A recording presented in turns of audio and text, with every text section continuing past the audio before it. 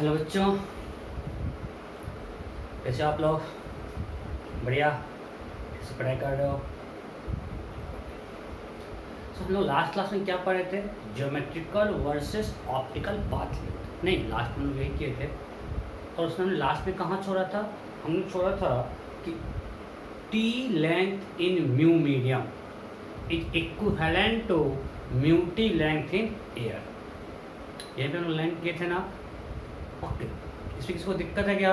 नहीं, इसमें होमवर्क भी दिया था कि T length in mu one is equivalent to T length in mu two is equivalent to mu two by mu one T in mu one. मैं आपको homework यहाँ करने के लिए आप लोग बहुत लोग करके दिखाए भी, और मैं बोला था कि मैं बहुत इसको यूज़ नहीं करने वाला हूँ। हम हमेशा यूज़ क्या करेंगे? एयर में। ओके, सो अब नेक्स्ट टॉपिक जो है we'll study YDSE with slab.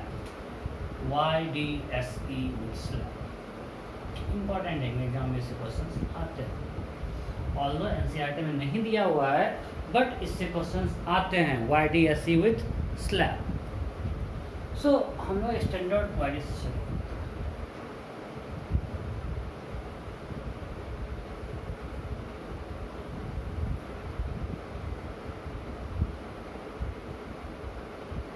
यहाँ पे पैड और हमने मान लिया एक यहाँ स्लैब लगा दिया।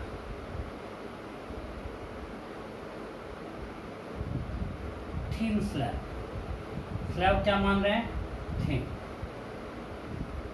इसका थिकनेस दिया हुआ है टी और इसका रिफ्रैक्टिव इंडेक्स है। ठीक है, ओके। अब तो थिन इसलिए माना कि यहाँ पे कुछ आएगा तो रिफ्रैक्ट करेगा, तो यहाँ पे कुछ रियल में ये टी से कुछ ज़्यादा चलेगा, अगर बेंड करेगा तो बट वो ज़्यादा डिफरेंस नहीं होगा, इसको हम थिन मान रहे हैं। ठीक है, क्या मानते हैं अगर इससे पास करा तो टी लेंथ चल रहा है, ये हमें इसलिए थिन मानना है। और प्रैक्टिकली जो हम लोग यूज़ भी करते हैं वो थिन ही होता है, कुछ माइक्रोमीटर में होता है। इसलिए हम उस एजम्पशन को ले रहे हैं कि इसमें इससे जब रे पास करेगा मतलब वो टी ट्रैवल कर रहा है। रियल में कुछ भाई इसे बेंड करेगा तो ये टी से कुछ ज़्यादा होगा ना। रे रियल में अगर यहाँ आएगा, अगर परपेंडिकुलर है तो ठीक ऐसा नहीं करेगा, लेकिन यहाँ तो ऐसे यहाँ पहुँचेगा तो कुछ ऐसा बेंड करेगा जो रे, तो कुछ टी से ज़्यादा चलेगा, बट थिकनेस बहुत कम है, हम टी मान सकते हैं। अब वो था पहले central maximum. Without slab central maximum was at O. इधर भी एयर है और हमने अब यहाँ पे एक म्यू रेफरेंस का स्लैब लगा दिया। सो मेरा क्वेश्चन है, अब सेंट्रल मैक्सिमा किधर शिफ्ट करेगा? मीन्स न्यू सेंट्रल मैक्सिमा क्या हो सकता है? या वहीं रहेगा? ऑप्शन ए और S, option B O, option C P. Question clear है? In standard YDSE setup, a thin slab of thickness T is kept in front of S1. Then which the following may be central maximum? Central maximum कौन हो सकता है? और S O N T देखते हैं। अच्छा, अब हम आते हैं, पहले ओ पे ले जाते हैं।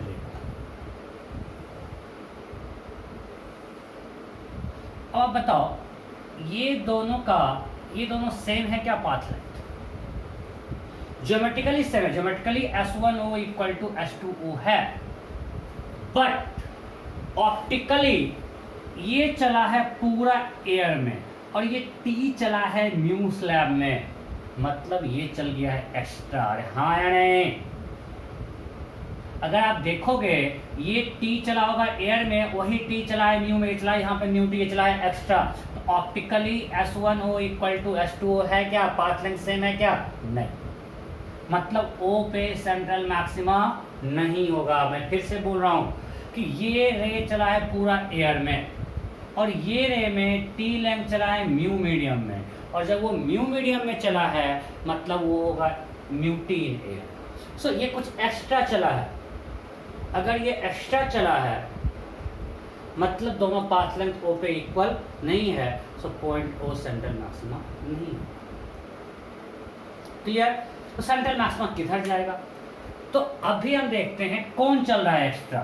S1 वाला सो अगर आपको बैलेंस करना है, सेंट्रल मैक्सिमम पाथ डिफरेंस 0 करना है, इसको चलाना पड़ेगा extra.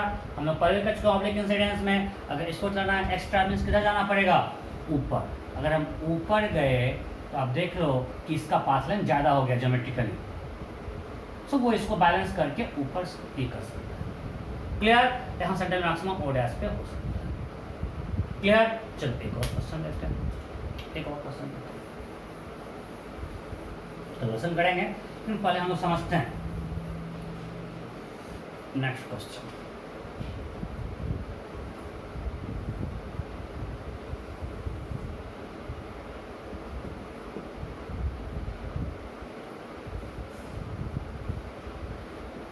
μ1 μ2 thickness T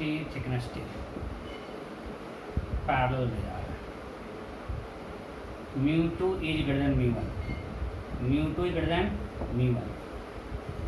Which of the following may be point of central maxima? Which of the following may be point of central maxima? μ2 μ1 से बड़ा है और दोनों का थिकनेस सेम है, मैंने दे दिया। दोनों का थिकनेस सेम है, μ2 is greater than μ1. Which of the following may be point of central maxima? Central maxima कौन हो सकता है?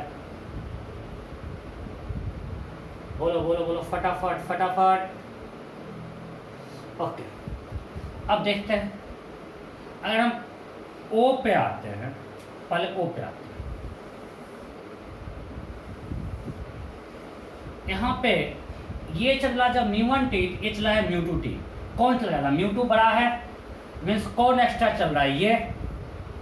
सो अगर सेंट्रल मैक्सिमा पे पाथ डिफरेंस 0 करना है, मतलब इसको और चलाना पड़ेगा। हाँ नहीं, ओ तक में ज्योमेट्रिकली मैं फिर से बोल रहा हूँ, अगर ये S1 है और ये S2 है, यहाँ पे geometrically S1O equal to S2O है, बट ऑप्टिकल पाथ लेंथ में ये ज़्यादा है, क्योंकि ये μ2t चला, ये चला है μ1t।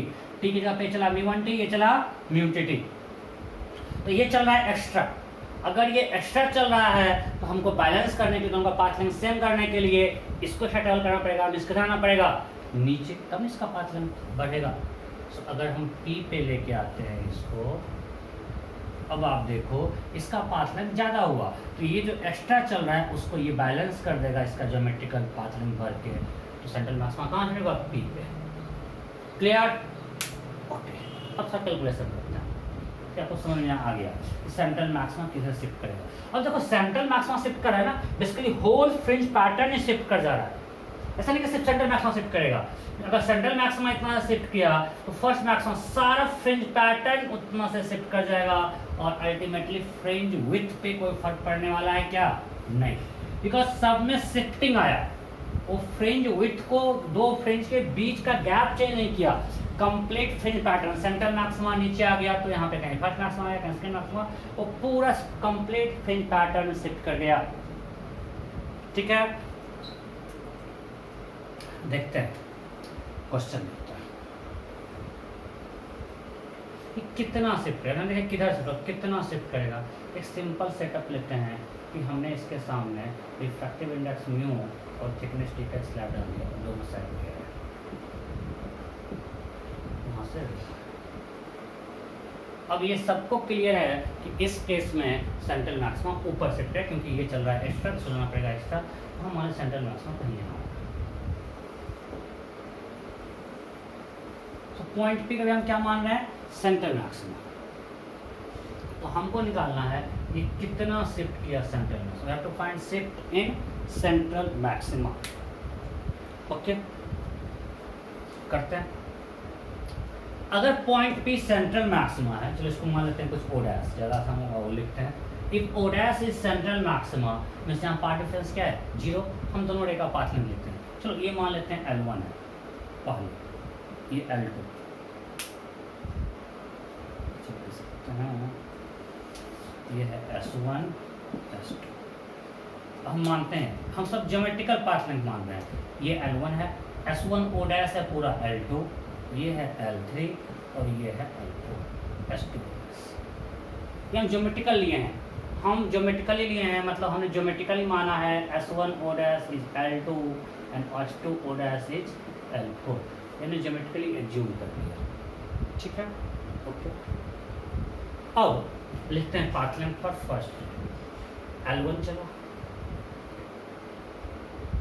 अब ये एयर में कितना चला है वो निकालना है। तो एयर में कितना है, टी मीडियम का स्लैब है, मतलब एयर में कितना चला है L2 माइनस टी, ये आपको ध्यान रखना है। एयर में कितना चला है L2 माइनस टी, और टी चला है म्यू मीडियम में, तो एयर में क्या होगा म्यू टी। ये समझे नहीं, मैं फिर से बताता हूँ। इधर तो एयर ही था, यहाँ चला L1, इधर पूरे में एयर नहीं है। एयर कितने में है, मैं बार बोल रहा हूँ बहुत पतला, इसको मान सकते हैं L2 माइनस टी, हर जगह इसका थिकनेस टी मान सकते हैं। सो ये इधर पूरा L2 है, तो एयर में कितना है, टी सब्ट्रैक्ट कर देंगे, L2 माइनस टी रियल में एयर में चला, और टी चला है म्यू में, optical will be equivalent to mu T in air. So इस path length in air will be L1 plus L2 plus minus T plus mu T, equivalent path length in air. अब लिखते हैं second का path length X2, ये तो air में ही है L3, और ये जो है पूरा पूरा एयर में ही है, तो क्या होगा L4। अरे हाँ या नहीं, ये पूरा का पूरा तो एयर में ही है ना, तो पूरा पूरा किस में है एयर में, L4। तो अब निकालते हैं डेल्टा x, मान लेते हैं mod of x1 minus x2, ये क्या होगा L1, इसे इक्वल था, इसको नहीं मानते तो काम चल रहा था, आपको समझाएंगे, सब कुछ कर रहे हैं। L1 plus L2 minus T plus mu t minus L3 minus L4। अब L1 इक्वल टू L3 है, कैंसिल करो। अब देखो L2 माइनस L4 को एक साथ कर लिए, प्लस म्यू माइनस 1।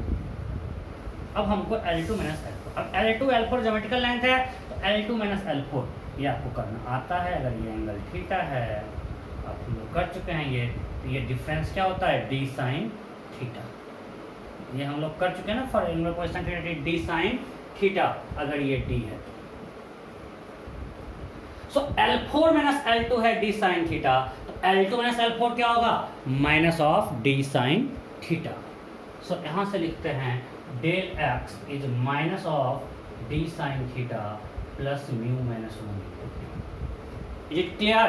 माइनस क्यों किए? अरे रियल में कौन बड़ा है, L4 बड़ा है, यहाँ पे क्या लाए हैं L2 माइनस L4, तो रियल में L4 माइनस L2 है डिसेंट। सब बोलो कि सर ये मत पूछना कि सर डिसेंट कहाँ से ले आए, पूरा वाइडिस में करवाया हुआ है, सुबह ऑफ वेव्स में पूरा प्रूफ किए हुए हैं। तो ये क्या हो गया, अगर एक क्वेश्चन थीटा दे क्या हो जाएगा डी साइन थीटा, पार्टीशन होता है d sine theta, d sine theta हो गया।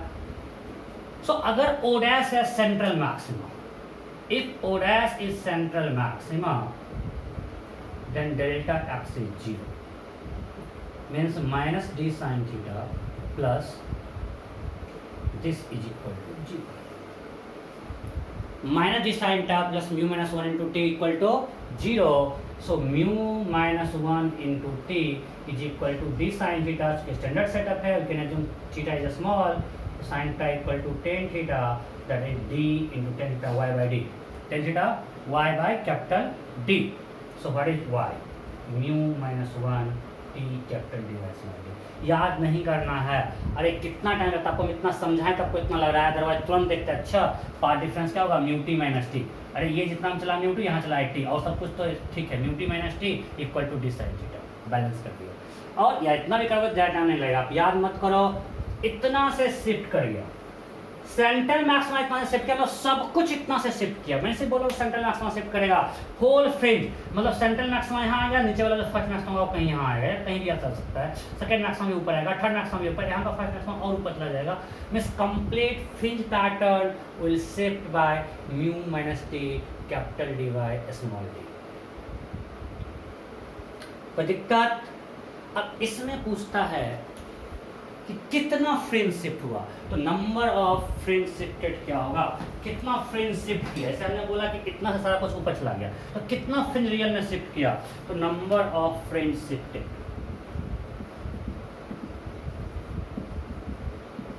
क्या होगा, shift by fringe width,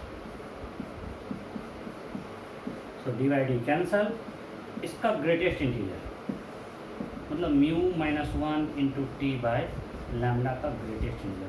what do mean by greatest integer? अगर मान लीजिए 2.3 आ रहा है, आंसर क्या हो जाएगा 2। अगर ये नंबर आया होल नंबर तो सही है, अगर नहीं आया होल नंबर मान लीजिए 4.5 है तो ये कितना फ्रेंड शिफ्ट किया 4। इससे पहले greatest integer function. So number of fringe shifted equal to shift in fringe pattern by fringe width. Logical है भाई ना। अगर मान लीजिए कि ये शिफ्ट कर गया 5 सेंटीमीटर और फ्रिंज विड्थ है 1 मिलीमीटर, कितना हम शिफ्ट करवाए 5 सेंटीमीटर बाय 1 मिलीमीटर, हाँ या नहीं? अगर मान लीजिए शिफ्ट किया 6 मिलीमीटर और फ्रिंज विड्थ है 1 मिलीमीटर, कितना फ्रिंज शिफ्ट किया 6 बाय 1, 6 फ्रिंज शिफ्ट कर दिया, क्योंकि दो फ्रिंज के बीच गैप है 1 मिलीमीटर। क्लियर? इसको छाप लो फटाफट, फटाफट छापो, फटाफट, जल्दी जल्दी जल्दी जल्दी।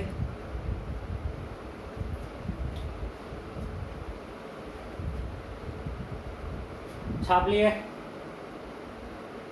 छाप लिए ना? ओके, अब मिटा रहा हूँ। क्वेश्चन देखते हैं।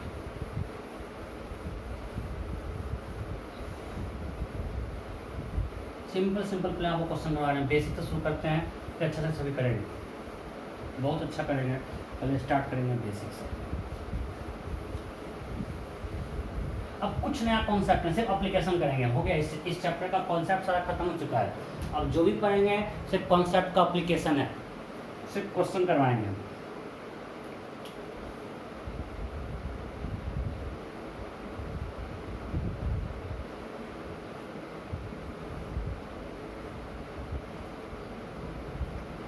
Lambda is 500 nanometer.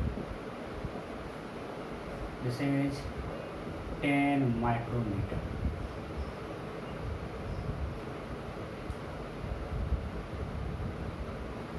And mu is 1.5. Mu is 1.5. Then question is find number of fringe shifted due to slab. Find number of fringe shifted due to slab.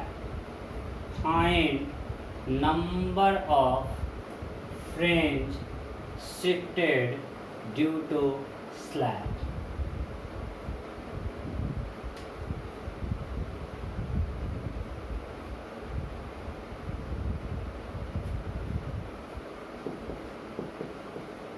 Number of fringe shifted due to slab. Find number of fringe shifted due to slab.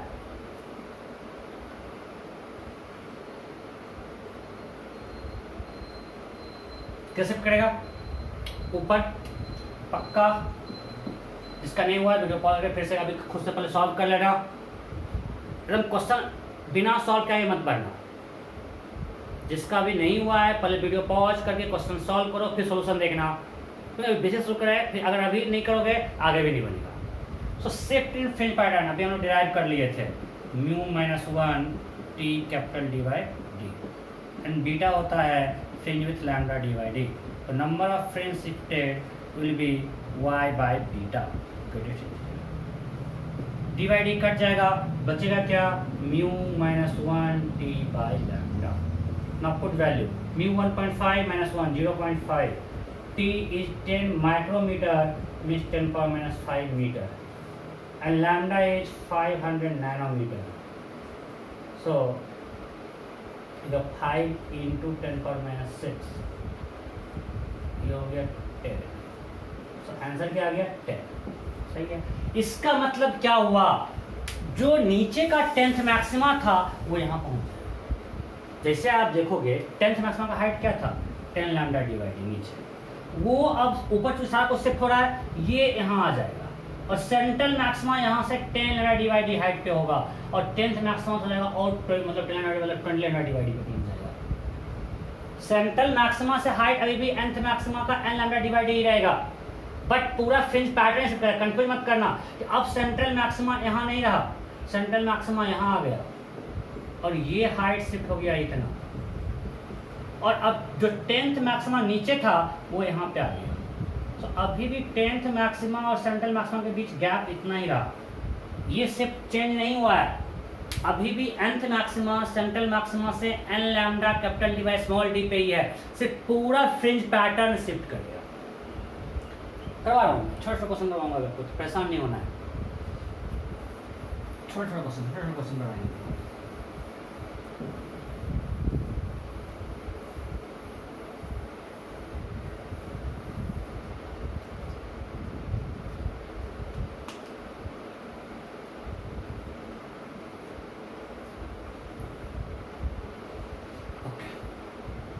Simple, यहाँ पे slab लगा देते हैं। इसका second index mu है 1.5, T lambda है 500 nanometre. Question है, if due to insertion of slab in front of S2, if due to insertion of slab in front of S2,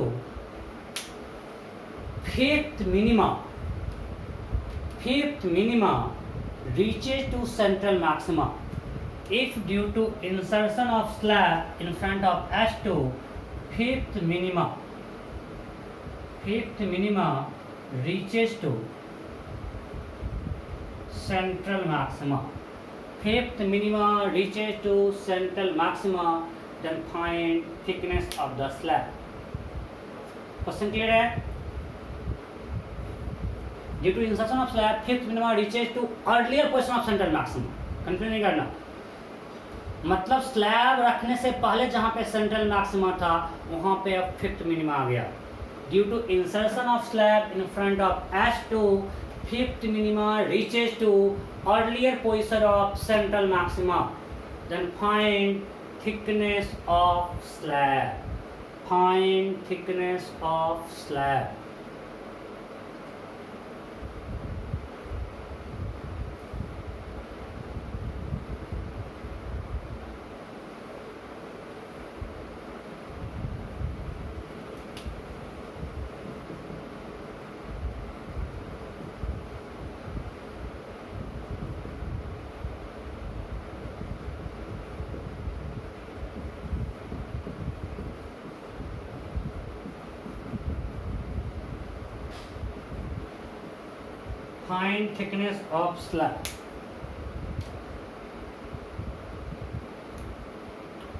question ये है ना, due to insertion of slab in front of S2, fifth minima reaches to earlier position of central maxima, then find thickness of slab.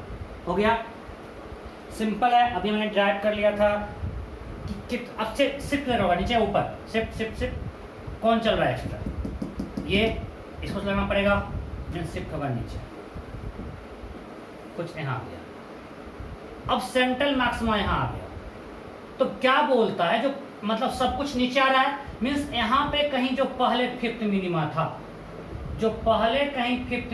था, यहाँ पे वो shift होके यहाँ आ गया, earlier position of central maxima. Question को समझो, अर्लियर पोजीशन जो पहले फिफ्थ मिनिमा था वो अब कहाँ पे आ गया, जो पहले सेंट्रल मैक्सिमा। पहले फिफ्थ में यहाँ से कितना ऊपर रहता था, फिफ्थ मिनिमा कितना ऊपर होगा बोलो,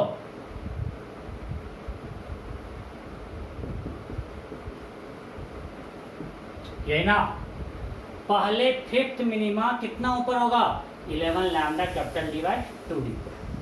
कोई दिक्कत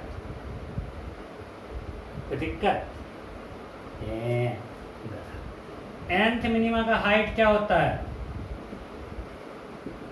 2n + 1 lambda D by 2d। और यहाँ n कहाँ से स्टार्ट होता है, सब लोग सो रहे हो, n कहाँ से स्टार्ट होता है, 0 से। तो फर्स्ट मिनिमा है lambda D by 2d, fifth minima यहाँ पे n क्या रखेंगे, 4। सब नींद में, कोई दिक्कत। So height of fifth minima क्या होगा, 9 लैम्डा डी बाई 2d। कोई दिक्कत नहीं। सो फिफ्थ मिनिमा का हाइट हो गया, मतलब पहले फिफ्थ मिनिमा इससे इतना ऊपर था, वो यहाँ आ गया, मतलब शिफ्ट कितना हुआ, इतने का। अभी हमने शिफ्ट डिराइव कर लिया था, mu minus 1d capital D by small d is equal to 9 lambda D by 2d, right. So d by D cancel, so t equal to 9 lambda by 2 into mu minus 1। So 9 into 500 nanometre by 2 into 0.5, तो 1 हो गया। So answer is 4500 nanometre. none of these। समझे नहीं? मैं फिर से एक बार बता रहा हूँ, क्वेश्चन में ये दिया हुआ है, लैंग्वेज आपको समझना पड़ेगा कि स्लैब डालने से पहले जो फिफ्थ मिनिमा जहाँ था वो अब कहाँ पे आ गया, पहले के सेंटर मैक्सिमा। तो आपको पहले पता है फिफ्थ मिनिमा कहाँ होता है, 2n + 1 lambda divide 2d and 0 से चलता है, फिफ्थ मिनिमा होगा 9 लैम्डा डिवाइड 2d पे। मतलब स्लैब डालने से पहले जो ये हाइट था ये शिफ्ट होके यहाँ आ गया, means shift is 9 lambda divide 2d, that is equal to mu - 1t capital D by small t बस solve. Next question, next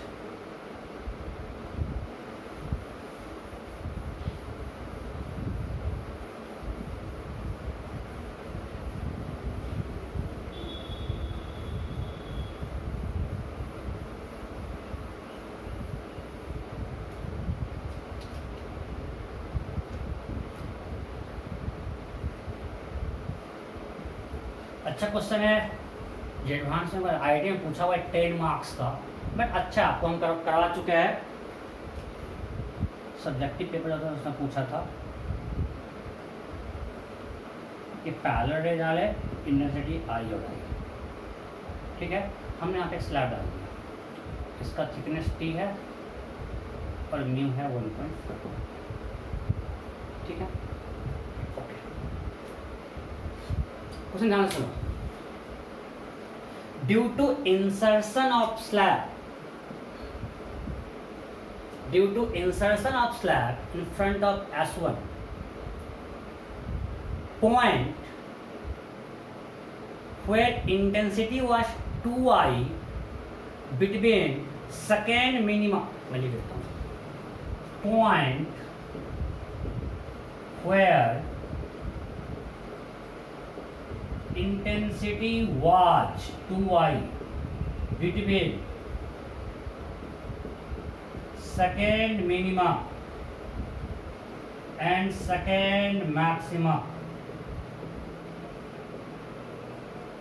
before putting slab, now shifted to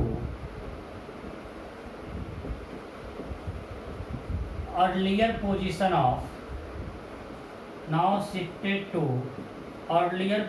of central maximum। अगले position यहाँ पे क्या है, तो slab डालने के पहले जो पोजीशन था, then find thickness of slab, सारा कुछ जो हम पढ़े सारा कुछ यूज हो जाएगा यहाँ पे। क्वेश्चन क्लियर है?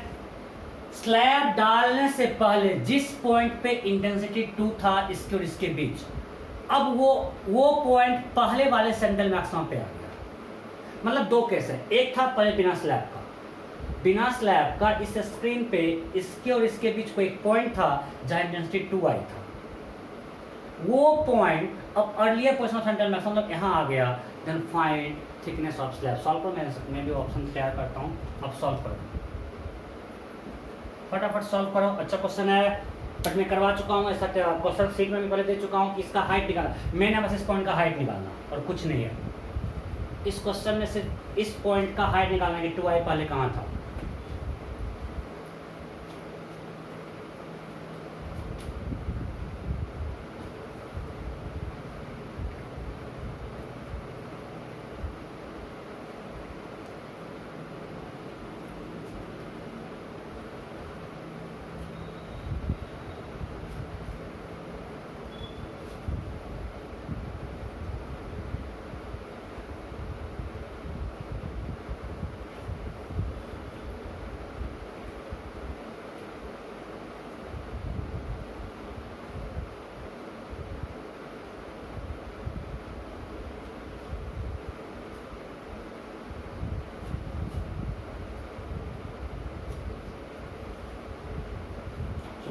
लैम्डा के टर्म में आंसर लेना।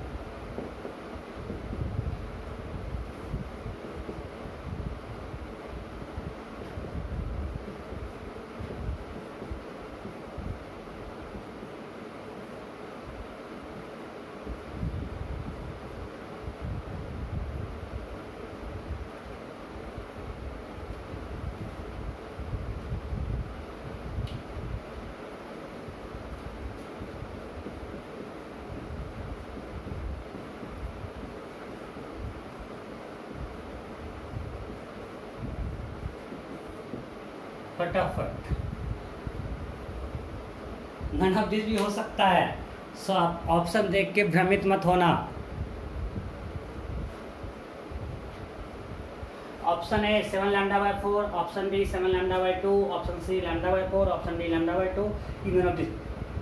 ये क्वेश्चन बीट में नहीं पूछा, ये पक्का है। इसमें मैथ्स का यूज है, हम आपको पहले भी करवा चुके हैं। चलो अब मैं कर रहा हूँ। जिनका हो गया है उधर देखिए, जिनका नहीं हुआ है अब भी वीडियो रोक के पहले क्वेश्चन सॉल्व कीजिए। सो पहले से मेन एम क्या है कि यहाँ कहीं मान लें सेकेंड इनिशियली हम इसको बोला था, बिना स्लैब का भी हम देख रहे हैं कि ये सेकेंड मिनिमा है और यहाँ कहीं सेकेंड मैक्सिमम था। इसके बीच कोई पॉइंट था जहाँ इंटेंसिटी 2 है। यहाँ इंटेंसिटी क्या होता है, जीरो मिनिमा पे कि आई और आई है इक्वल, और यहाँ होगा ये मैं कुछ ना कैसे कर दिए सब कुछ करवा चुके हैं। बट आई इक्वल है, industrial minima is 0, industrial maxima is 4i, बीच में कहीं 2i, मतलब 2i कहाँ है वो निकालना पड़ेगा। तो आपको पता है अगर इंडस्ट्री इक्वल होता है, सब करवा चुके हैं, I net equal to 2i into 1 plus cos phi। I net कितना दिया हुआ है 2i, तो 2i is equal to 2i into 1 plus cos phi, 2i cancel, cos phi is equal to 0। अब लोग करते हैं फाई इक्वल टू पाई। ये फाई का मिनिमम वैल्यू है पाई बाई। अब फाई का डिजायर्ड वैल्यू का आपको हम बहुत क्वेश्चन करवाए हुए हैं, सिंगल लाइन पे करवाए थे, इस पे भी करवाए हुए हैं कि अभी मेरा सेकेंड मिनिमा पे पार डिफरेंस क्या है, सारा फिगर बना के दिखाए थे 1.5 लैम्डा, और यहाँ डेल्टा एक्स क्या है 2 लैम्डा। कॉरस्पॉन्डिंग यहाँ पे डेल्टा फाई क्या होगा, delta phi equal to 2 pi by lambda into delta x है 2 लैम्डा, सो इट्स 4 पाई, और यहाँ पे क्या होगा ये 3 पाई। यहाँ पे कॉरस्पॉन्डिंग डेल्टा एक्स क्या होगा 3 pi, sorry delta phi means your required phi so lie between 3 pi and 4 pi. जो हमको आंसर निकालना है उसका होना चाहिए 3 पाई एंड 4 पाई के बीच का। सो 3 पाई और 4 पाई के बीच जो मेरा रिक्वायर्ड वैल्यू होगा वो होगा 4 pi minus pi by 2, that is 7 pi by 2। So मेरा फाई रिक्वायर्ड जो है वो है 7 पाई बाई 2।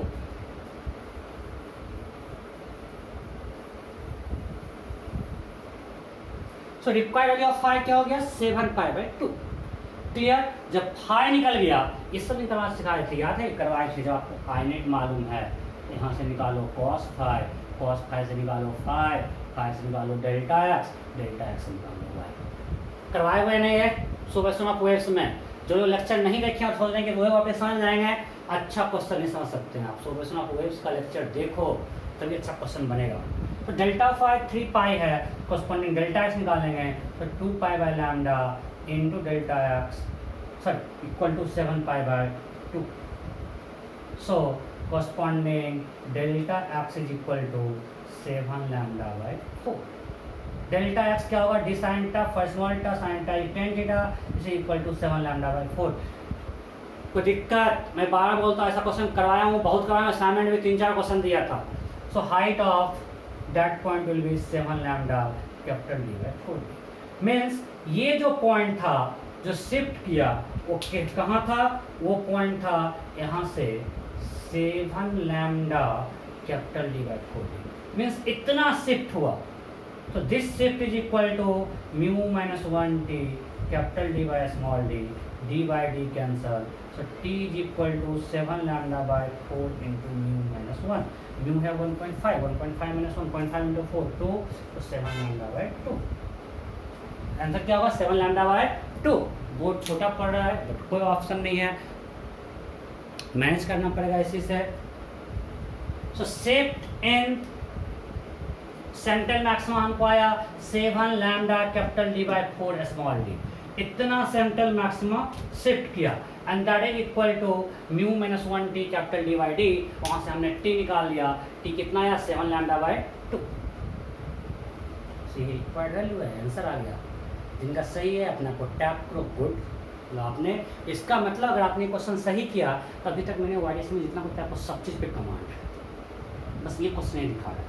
कभी तक मैं जो पढ़ाया इंडस्ट्री का फॉर्म आपको बताया, डेल्टा एक्स निकालना बताया, d sine theta delta phi निकालना बताया, फिर आपको हाइट निकालना बताया, हाइट ऑफ पॉइंट इंटेंसिटी का हो, हैविंग गिवन इंटेंसिटी और फिर शिफ्टिंग ड्यू टू स्लैब, आपको सब कुछ आता है। अगर आपने ये सही किया मीन्स आप सही रास्ते पर। अगर आपसे क्वेश्चन नहीं बना तो कंसर्न पार्ट में नोट्स में जाओ, जहाँ मैं हर कुछ बताया हूँ। YDSC का स्टार्टिंग से देखो मैंने कैसे सब कुछ डिराइव किया था, फिर मैं इसे कैसे ये पॉइंट सारा लाया था, फेज वाला, ये हाइट कैसे निकाला, फिर ये तो कुछ अभी जो होता है सिर्फ एक सिंपल फॉर्मूला यूज करता है, μ-1p capital D by small d। मैं सिर्फ और सिर्फ क्वेश्चन करा रहा हूँ, आपको इतना क्वेश्चन करा दूँ कि इतना क्वेश्चन करने के बाद आप कहीं क्वेश्चन देखो खुद से बन जाए। पर दिक्कत क्या होता है ना, आप लेक्चर क्वेश्चन इतना पूरा ढंग से करते नहीं हो, ठीक से खुद से सॉल्व करते नहीं हो, अल्टीमेटली असाइनमेंट आपको बहुत सारा डाउट हो जाता है। डाउट का बौछार पड़े तो मेरे सामने। Okay next,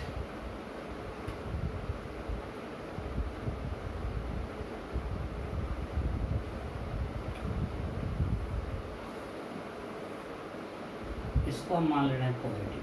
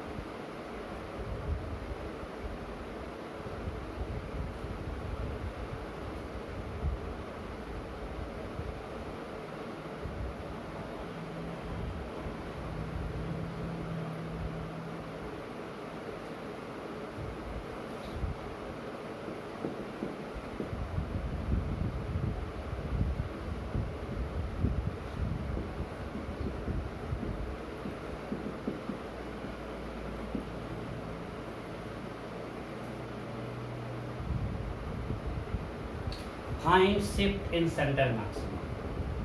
Find shift in central maximum. Find shift in central maximum.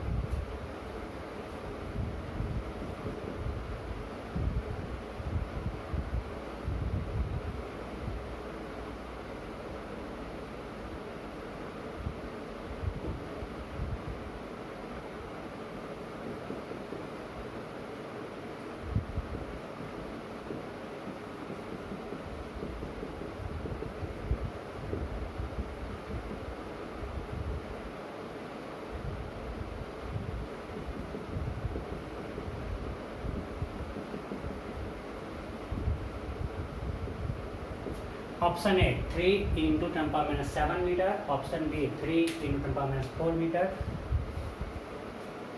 Change करता हूँ,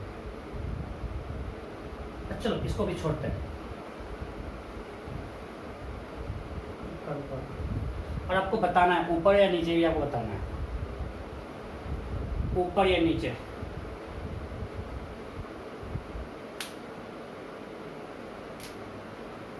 Find shift in central maximum.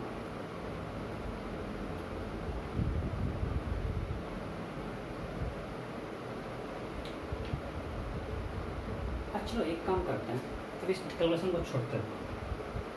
ये मान लिए O है, बिना कुछ कैलकुलेशन का बताना है, अकल लगा के थोड़ा। O डैश और P, which of the following may represent central maximum? Which of the following may represent central maximum? O dash O P. बिना कैलकुलेशन का, बिना कुछ, सब पेन रखो, बस सिंपल, मतलब बिना पेन पेपर यूज किए आपको थोड़ा और कैलकुलेशन करना पड़ेगा। Which of the following may represent central maximum?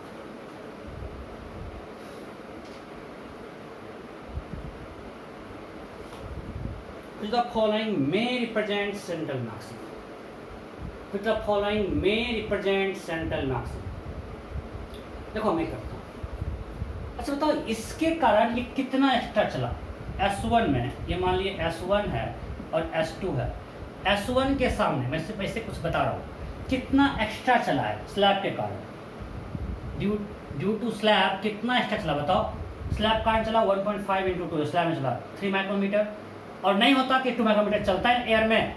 अरे ये रियल में यहाँ 2 के बदले कितना चला 3, यहाँ एयर में कितना होता है ये ज्योमेट्रिकली 2, बट अब कितना हो गया 1.5 इंटू 2 3, तो कितना चला 1 माइक्रोमीटर एक्स्ट्रा चला।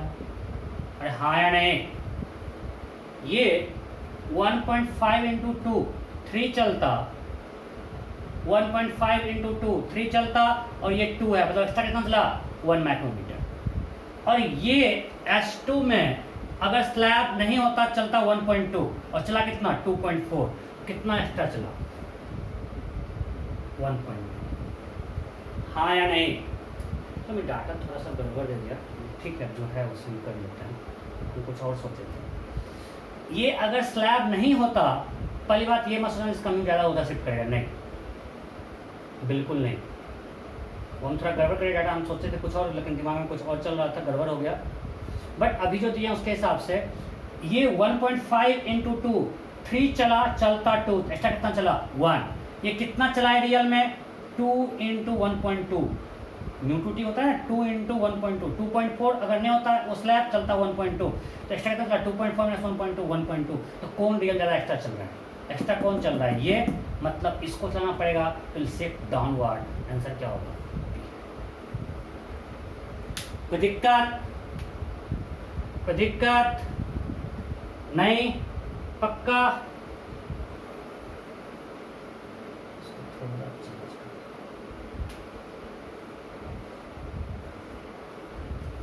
ऑप्शन मैंने चेंज कर दिया, option A 2 × 7, option B 2 × 4, option C 3 × 7, option D none of this. चलो अब मैं कर रहा हूँ।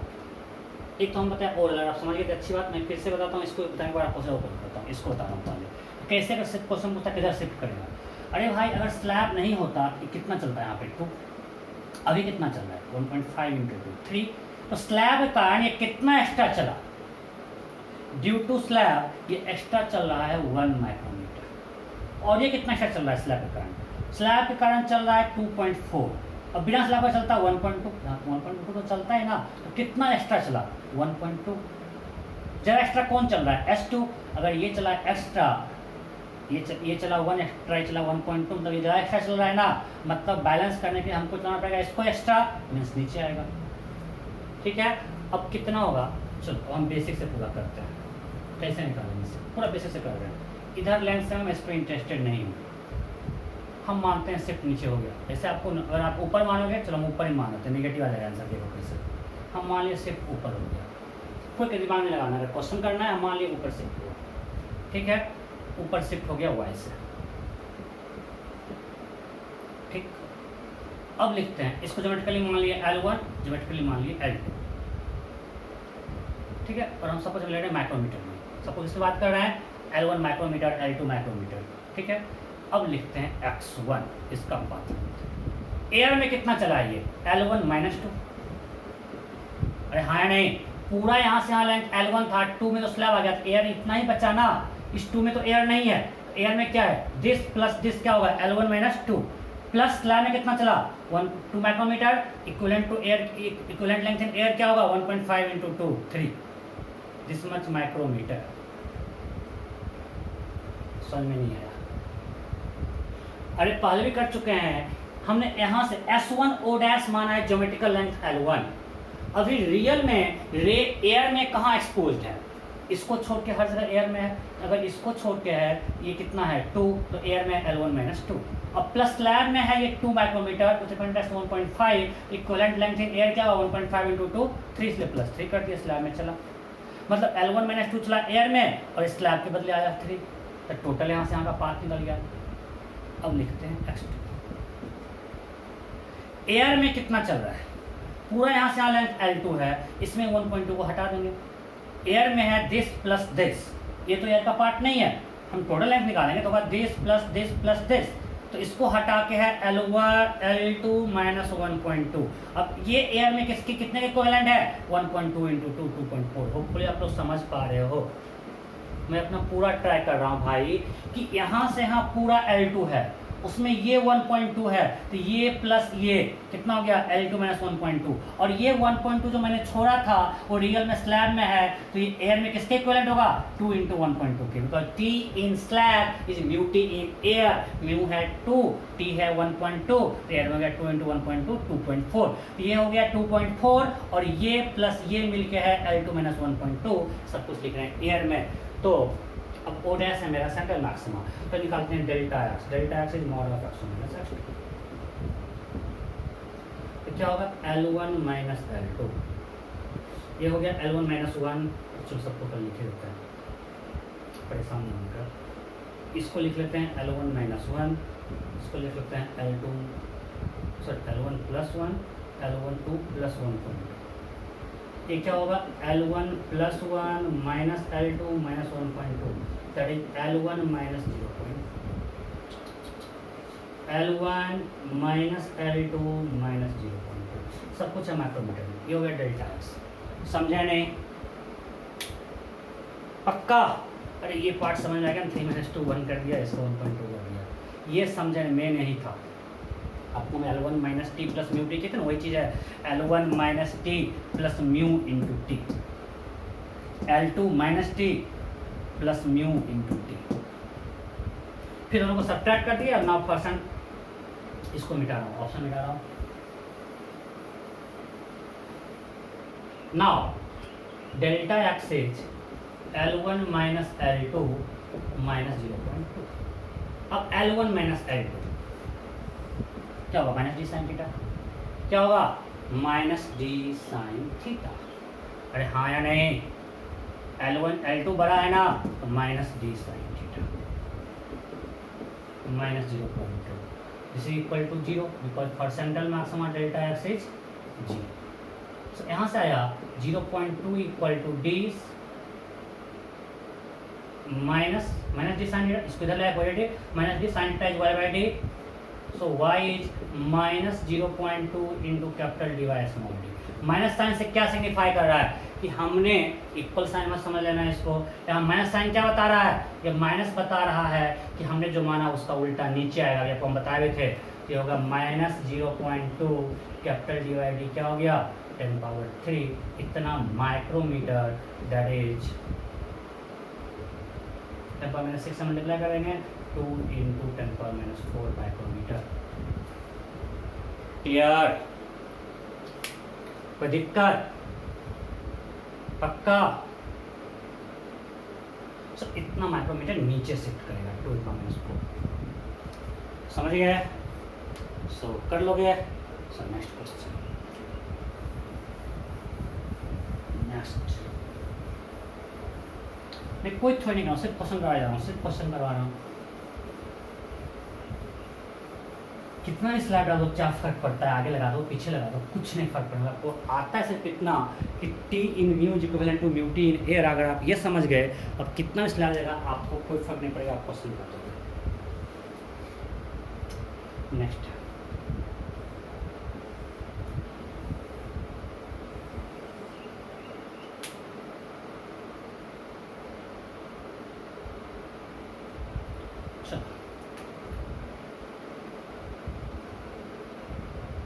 इसका म्यू है 2.4, ठीक है, और इधर एयर है, और ये पूरा जो है एक लिक्विड है जिसका म्यू है 1.2। ये पूरा लिक्विड का म्यू क्या है 1.2। This t is 10 micrometer,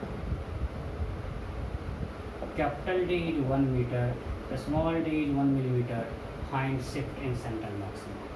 Now whole system is submerged in a liquid having frequency 1.2. The frequency क्या है 1.2,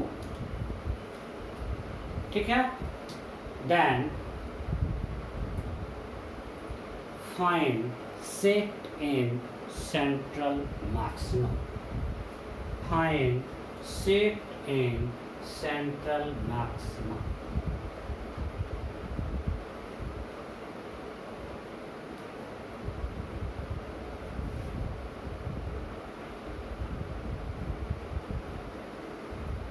Find shift in central maximum.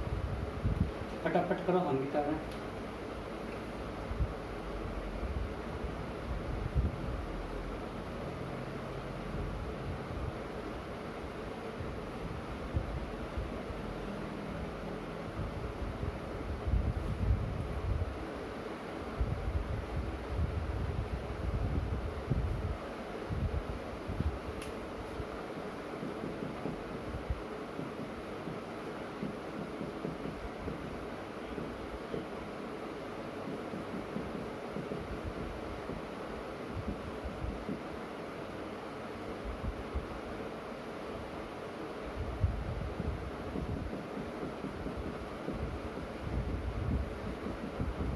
Safety हमेशा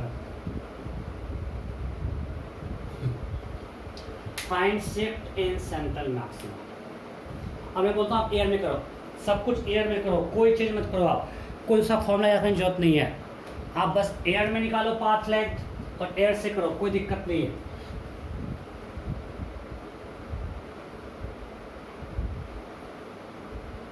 find shift in central maximum.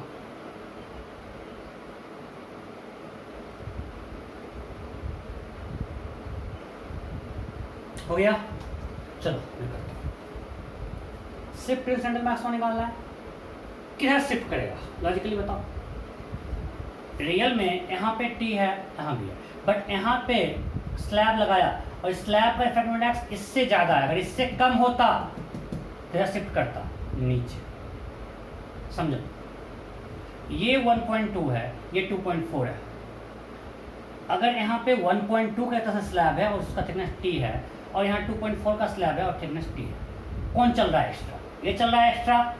इसको बैलेंस करेगा तो उसको करना पड़ेगा, चलाना पड़ेगा. अरे हाँ या नहीं, मीन्स शिफ्ट करेगा ऊपर. जैसे आपको दिखा चुका हूँ, आप किधर भी मानो पर फर्क नहीं पड़ना पड़ता है. आप खुद से देख सकते आंसर प्लस माइनस में आ जाता है. बट हम लॉजिकली चाहते हैं कि शिफ्ट ऊपर ही करेगा, हम देख सकते हैं. अगर क्वेश्चन पूछता है शिफ्ट करेगा, हम डायरेक्ट बिना क्वेश्चन का बताते हैं. क्यों, मैं फिर से बोल रहा हूँ. अरे यहाँ पे एयर नहीं है, मान लीजिए यहाँ हर जगह सेम ही है, बट यहाँ पे क्या एक तरह से है स्लैब ऑफ 1.2. इधर सब इसके लिए भी सेम है, इसके लिए सेम है, इसके लिए सेम है, इसके लिए सेम. इस टी में यहाँ पे 1.2 का स्लैब है, यहाँ 2.4 का स्लैब है. कौन चल रहा है एक्स्ट्रा? ये चल रहा है एक्स्ट्रा. फॉर सेंट्रल मैक्सिमम हमको सोचना पड़ेगा एक्स्ट्रा, इसलिए बढ़ जाएगा. अब करते हैं कितना शिफ्ट करेगा. चलो, ये उसका मतलब नहीं है. ज्योमेट्रिकली फिर से वही मान लेते हैं L1 है. ज्योमेट्रिकली हमने फिर से क्या मान लिया, L1 एंड L2. अब लिखते हैं x1 में ये कितना है 10 माइक्रोमीटर. सब कुछ माइक्रोमीटर में मान रहा है, सब कुछ किसमें मान रहे हैं माइक्रोमीटर में. तो क्या लिखेंगे L1 माइनस 10 प्लस एयर में कितना आएगा 2.4 इंटू 10. सही है गलत? सही है गलत? सही. सब तक. अरे भाई आप लोग सो रहे हो क्या? ये सही है गलत है? ऐसा सही है गलत है? पार्थिव बोलो.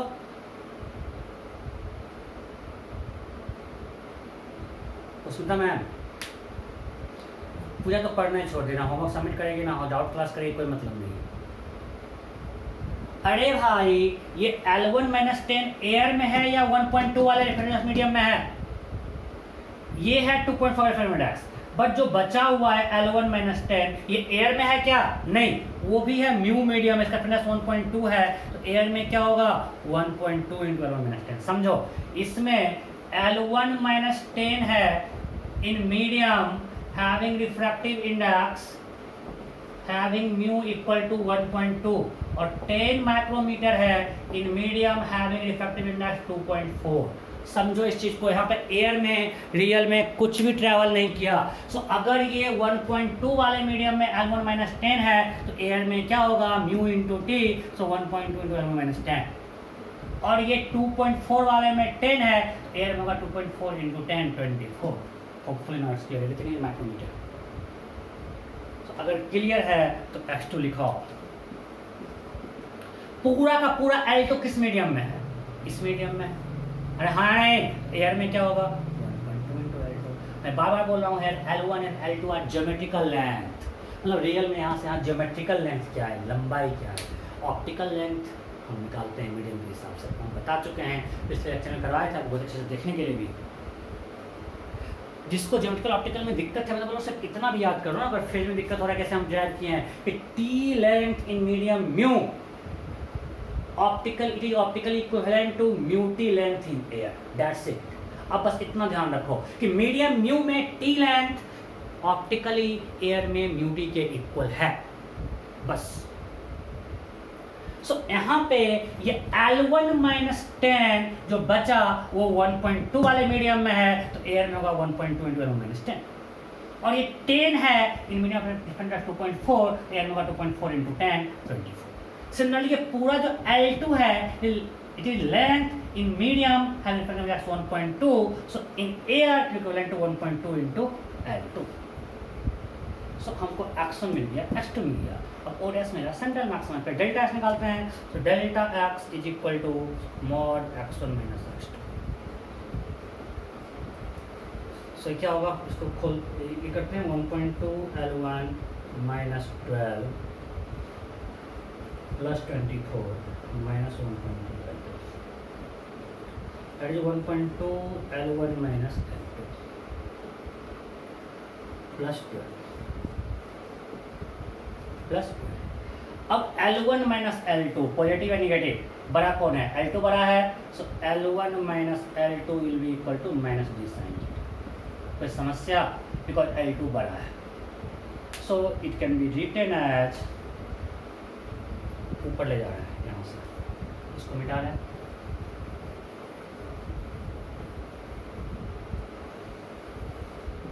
This is equal to 1.2 into minus d sin theta plus 12, right? Now for central maximum this should be equal to 0, so 12 को इधर रखो, इसको इधर ले आओ, means 1.2 into d sin theta is equal to 12,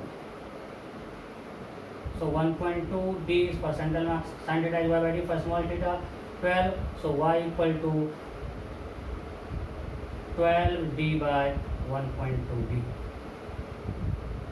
so 10 into capital D by small d, इतना micrometer है सब कुछ, so d by small d क्या है 1000, इतना माइक्रोमीटर मीन्स 10,000 माइक्रोमीटर मीन्स क्या हो गया 10 power minus 2 metre, clear, 10 power minus 2 metre, जिनका सही है मतलब समझ गया हो, अच्छी बात है, क्लियर। जैसे हमको क्वेश्चन होते हैं बहुत डर लगता है यार, तुम लोग कोई साथ नहीं, तो तुझे अकेला करना पड़ता है, कितना मेहनत कर रहा है बच्चा, मासूम बच्चे को परेशान किया। अरे प्रियांश को लग रहा है क्या हो रहा है, प्रियांश आजकल मौसम बहुत रोमांटिक हो गया, बहुत मज़ा आ रहा होगा तुमको तो। कहीं उसके घर वाले वीडियो देख लिए, पूछेंगे ऐसा क्या सीक्रेट है सर जाने तो हमको नहीं बताते हो, नहीं प्रियांश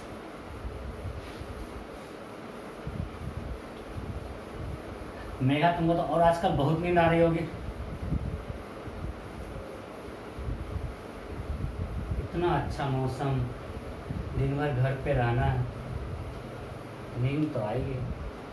नेक्स्ट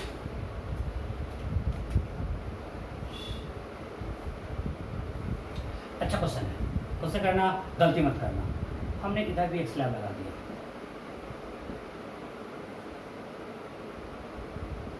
टी लेंथ का, यहाँ भी लगा दिया टी लेंथ का, और इधर पूरा, इसका आंसर सिंगल वगैरह में गलत रहता है, कुछ जगह सही है, कुछ मॉडल्स में इंस्टीट्यूट्स में, पर सिंगल वगैरह में बहुत कंफ्यूज किया हुआ है। मैं बता रहा हूँ बिल्कुल जो आप बताए वही करो, सिंगल्स क्या किया कुछ कुछ करके लास्ट में कुछ आंसर लिख दिया है। सो आपको देखना ये μ1 t μ2 t में होता नहीं सर प्रणाम जैसा देखे थे। सो ये है थिकनेस t μ1 थिकनेस t ये रिफरेंस μ2 और ये पूरा सिस्टम में रिफरेंस क्या है μ। हमने S1 के सामने स्लैब डाल दिया, S2 के सामने डाल दिया और इधर पूरा क्या है μ। ठीक। सो क्वेश्चन है find relation between t μ1 and μ2 so that central maxima doesn't shift. So, find relation between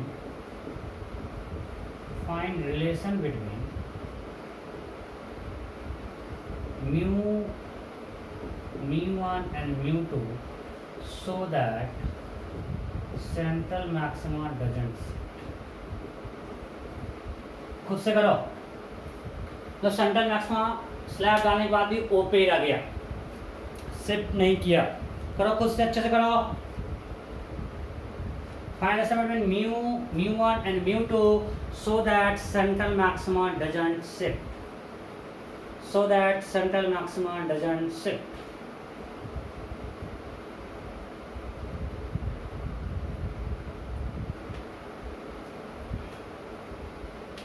हो गया? ओके, अब मैं करता हूँ। अब किधर है, अब इधर लेना पड़ेगा। सो हम मानते हैं कि इधर ज्योमेट्रिकली कुछ L1 है, ये दोनों इक्वल ज्योमेट्रिकली। L1 ज्योमेट्रिकली क्या है? इक्वल है। ये L3 है और ये L4 है, ये भी इक्वल है बिकॉज सेंटर मैक्सिमा। ओके, अब लिखाओ x1 क्या होगा, अच्छे से लिखाना। इधर और पूरा एयर था, इधर क्या था पूरा एयर, इधर रिफरेंस मीडियम क्या है म्यू।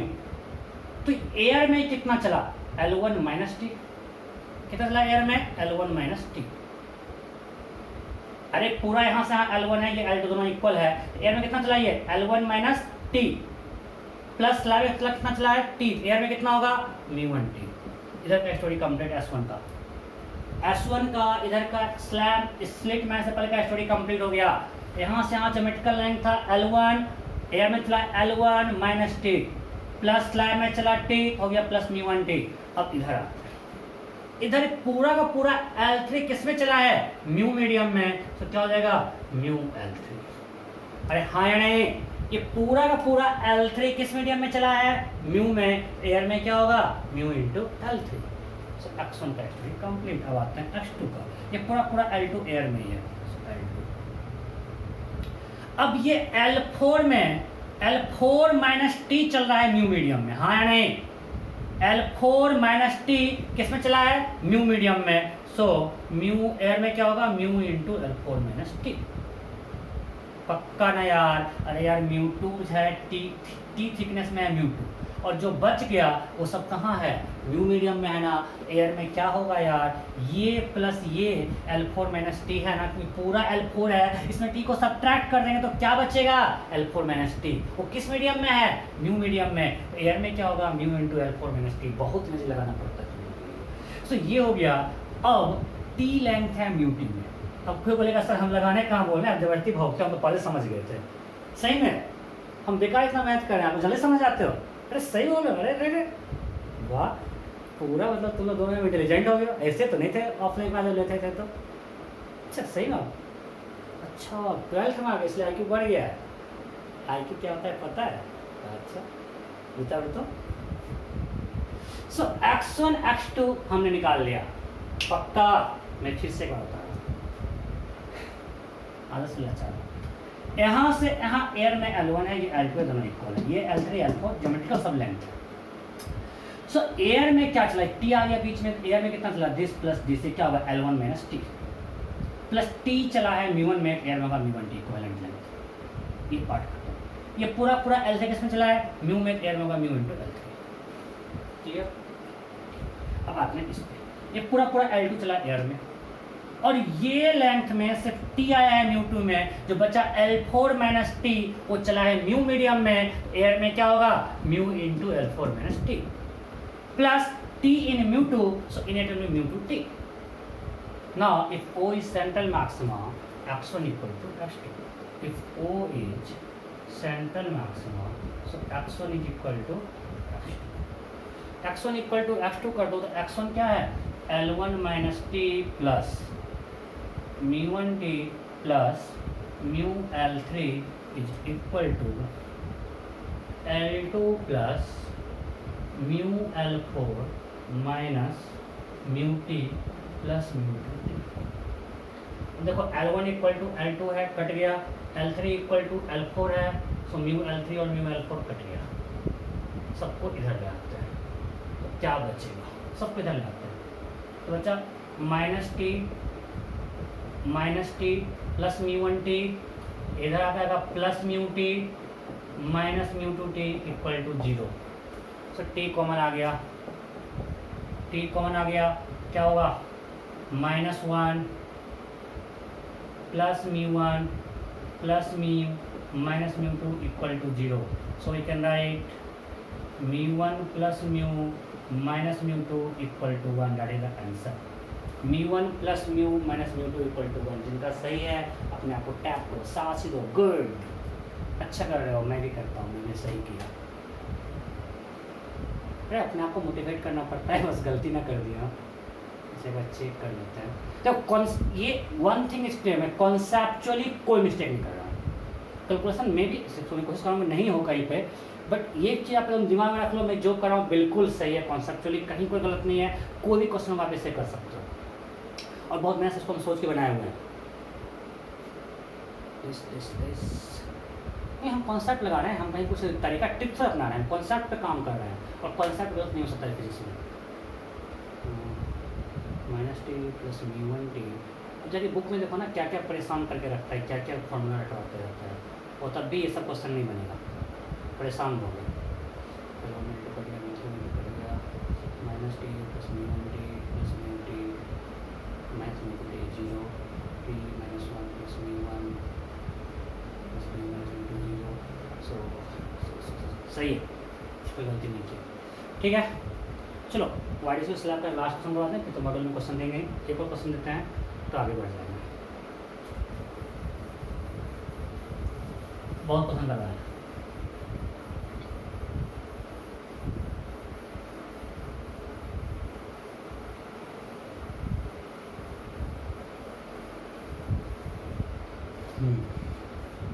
क्वेश्चन क्या है,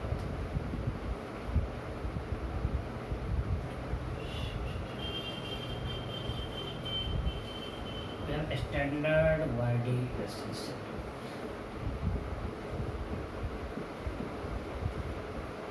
ठीक है, यहाँ से पैरेलल गया है और हमने यहाँ पे एक स्लैब डाल दिया, स्लैब का रिफ्रैक्टिव इंडेक्स है mu equal to 1 plus AX, पर x is distance from end A, मतलब अगर इधर x जाते हैं तो हर पॉइंट का म्यू सेम नहीं है, ओके वेरी कर रहा है 1 plus AX, length of slab is L, length of slab is L, clear है ना, कि हमने यहाँ S1 के सामने एक स्लैब डाला और हर जगह एयर है, हर जगह एयर है, पूरा एयर है, सिर्फ यहाँ पे एक स्लैब डाल दिया जिसका इफेक्टिव इंडेक्स वैरी कर रहा है, जबकि x is distance from this end, मतलब इधर यहाँ पे इंडेक्स बढ़ रहा है, mu equal to 1 plus AX, then question is find shift in central maximum, find shift in central maximum. हम निट का पहले कर चुके हैं, निट में एक स्लैब डाल दिए थे, स्टोरी कंप्लीट हो गया था, u-1t capital D by small d, निट वहीं पे खत्म हो गया था। बट मैं बार बार बोलता हूँ कि आप पूरा करो, ये सब करोगे कॉन्फिडेंस आएगा, आपको निट बहुत आसान लगेगा, आप देखते हो अगर लेक्चर पूरा अच्छे से करोगे, निट का आर्काइव्स आपको बहुत आसान होगा, फटाफट क्वेश्चन बन जाता होगा, ठीक है, कोई डाउट तो 80 मिनट अगर आपका 85% बना तो आपका चैप्टर अच्छा है। अगर ये कब होगा, जब आप अच्छे लेवल पे होगा, आप सिर्फ नीट के लिए पढ़ोगे, फिर आपको नीट का क्वेश्चन, अगर आप नीट लेवल पे रह जाओगे, आपको नीट का क्वेश्चन भी टफ लगना शुरू हो जाएगा। फाइंड शिफ्ट इन सेंटर, मैं ऑप्शन दे देते हैं, आप लोग पढ़ ही लिए होगे,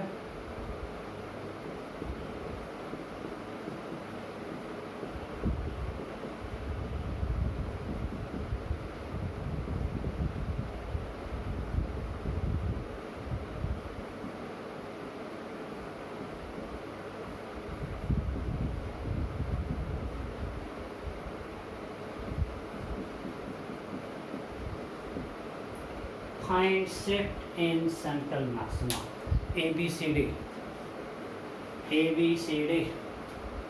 फटाफट हो गया। चलो हम निकालते हैं, पहले हम निकाल लेते हैं। देखो कि ये L जो है स्लैब में वो एयर में कितना होगा, हम निकाल रहे हैं optical path length, equivalent optical path length in air for slab, equivalent optical path length in air और स्लैब, ये पहले निकाल लेते हैं। अब यहाँ पे हमने बोला T in mu is mu T air, but यहाँ पे म्यू अगर देखें सबका अलग अलग है, तो हम क्या करेंगे, x पे जाके dx लेंगे। अब ये जो dx होगा वो dx किसके इक्विवेलेंट होगा, एयर में म्यू इंटू डी एक्स, अरे हाँ या नहीं, और ये x कहाँ से कहाँ तक, 0 to L, simple. dx in slab is equivalent to mu into dx in air because T in slab is equivalent to mu into T in air. So यहाँ पे dx अगर स्लैब में है, एयर में क्या होगा, mu dx, but her point का mu अलग अलग है, इसलिए यहाँ से यहाँ इंडिकेट करना साथ, अरे सारे dx वाले को म्यू dx करके ऐड कर, एडिशन क्या इंडिकेशन तो है, mu dx mu dx mu dx mu dx mu mu 1 dx mu 2 dx mu 3 dx mu 4 dx up to infinity करते हैं, सबको ऐड करेंगे, सबको लेंथ ऐड करेंगे, क्या है इंडिकेशन, इतना आपको आता है, वो पता है। So it will be 0 to L, mu is 1 plus dx, integrate करेंगे तो dx का L हो जाएगा, इसका आएगा x²/2, सो a L²/2, ठीक है। सो ये लेंथ हो गया equivalent path length in air slab के लिए। इसमें कोई दिक्कत है नहीं ना, पक्का, ओके, कोई दिक्कत नहीं, आगे बढ़े, तो देख लो, देखो देखो देखो देखो फटाफट देखो, चलो देख लिए। सो अगर ये देख लिए तो हम लोग इसको सॉल्व करेंगे, लिखते हैं x1 x2, चलो लिखते हैं x1, इसका पाथ लेंथ, तो हम मान लेते हैं ये L1 है, शिफ्ट कितना करेगा डिग्री में देख के, कौन सा एक्स्ट्रा, एक्स्ट्रा शिफ्ट तो ऊपर ही करेगा, मान लीजिए O' से यहाँ पे, ठीक है, ये मान लेते हैं L1, ये भी L1 ज्योमेट्रिकली यहाँ से यहाँ तक,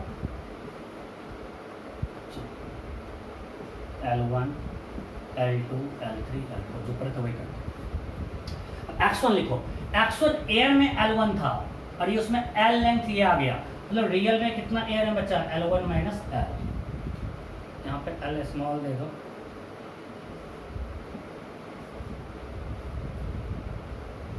सो L1 था पूरा, उसमें एयर में कितना चला है, L1 माइनस L, और जो स्लैब में चल रहा है वो इतना चल रहा है एयर के इक्विवेलेंट, जो स्लैब में चला वो एयर में इक्विवेलेंट कितना है, L plus L²/2, so plus L plus L², हाँ या नहीं, मैं फिर से बोल रहा हूँ, ये पूरा L1 था एयर में, L आ गया स्लैब, एयर में कितना बचा, L1 माइनस L, और स्लैब में जो L है that is equivalent to L plus L²/2 in air, मैंने स्लैब का L को लिख दिया, L plus L²/2 in air, ये वाला पार्ट खत्म, plus L3 in air, x1 ये हो गया। अब लिखते हैं x2 में पूरा L2 है एयर में, और यहाँ L4 भी एयर में है, तो डेल्टा x क्या होगा, mod of x1 plus x2, करते हैं, क्या होगा, L कैंसिल हो जाएगा, minus L plus L cancel, बचेगा L1 plus L²/2 plus L3 minus L2 minus L4, L1 equal to L2 है, कैंसिल, तो क्या बचा, L²/2 plus L3 minus L4। अब L3 L4 में कौन बड़ा है, L4 बड़ा, क्या होगा, माइनस डी साइन थीटा होगा, तो L²/2 minus d sine theta, and for central maxima this is equal to 0, so this implies d y by d बहुत बार कर चुके हैं A L square by two, so y is A L square by two capital D by small d. अच्छा question था, but simple concept है। हमने जो म्यूटी करते हैं यहाँ पे म्यू सबका अलग अलग है, हमको इंटीग्रेट करना पड़ा। हमने इसका ऑप्टिकल पाथ लेंथ एयर निकाल लिया, जो करते थे वही चीज़ कर दिए, आंसर आ गया ए L square by two capital D by small D. Clear? कोई डाउट नहीं? ओके, नेक्स्ट लिखिए thin film interference. Thin film interference मतलब जो सब फिल्म था उसका थीन फिल्म। थीन फिल्म कुछ नया कॉन्सेप्ट नहीं, कॉन्सेप्ट जो हम लोग पढ़ चुके हैं वही यूज़ करेंगे, कोई नया थ्योरी अब नहीं पढ़ने वाला है। बस ये सब एप्लीकेशन है जो आपको ज्योमेट्रिकल ऑप्टिकल पाएंगे उसका एप्लीकेशन है ये सारा। थीन फिल्म इंटरफेरेंस इसको एक क्वेश्चन भी मान सकते हैं हम। थीन फिल्म इंटरफेरेंस मैं बोलता हूँ कोई कंडीशन याद मत करो, जो हम करवा रहे हैं केस सब कुछ चेंज करेगा, एक चीज चेंज कर देंगे, तो कुछ भी याद नहीं करना, सब समझ लो और बिल्कुल आसान है। हम कहते हैं नॉर्मल इंसिडेंस आ रहा है, उसके लिए क्या है हमारा यहाँ पे एक स्क्रीन है, इधर एयर है, यहाँ पे थिन फिल्म है थिकनेस टी, और नीचे ही मान लीजिए एयर है, यहाँ पे एक लाइट सोर्स है। अब यहाँ पे देखो एक डायरेक्ट ले जाएगा, एक यहाँ से रिफ्लेक्ट होकर जाएगा, एक यहाँ से रिफ्लेक्ट जाएगा, नहीं जाएगा, ये मेरा सोर्स है और ये स्क्रीन है। अब सारा कुछ चेंज कर जाएगा, हम किसके बीच इंटरफेरेंस देखें उससे कंडीशन पे। मैं फिर से बोल रहा हूँ, इस सोर्स से डायरेक्ट ले जाएगा स्क्रीन पे, एक जाएगा इससे रिफ्लेक्ट होकर, एक जाएगा इससे रिफ्लेक्ट। अभी हम देख रहे हैं सिर्फ नॉर्मल इंसिडेंस को देख रहे हैं, बाद में अभी देखेंगे यहाँ से क्या होगा। अभी हम देख रहे हैं इससे रे यहाँ से रिफ्लेक्ट होकर जा रहा है, फिर इससे रिफ्लेक्ट होकर जा रहा है। ये सरफेस 1 है और ये सरफेस 2, और हम देख रहे हैं नॉर्मल इंसिडेंस। तो यहाँ पे 3 रह गया रियल में, अगर हम देखेंगे तो एक डायरेक्ट गया, एक यहाँ से रिफ्लेक्ट होके, एक यहाँ से रिफ्लेक्ट होके। We are looking into interference between, यही आपको एग्जाम में आता है, interference between light reflected at surface 1 and surface 2।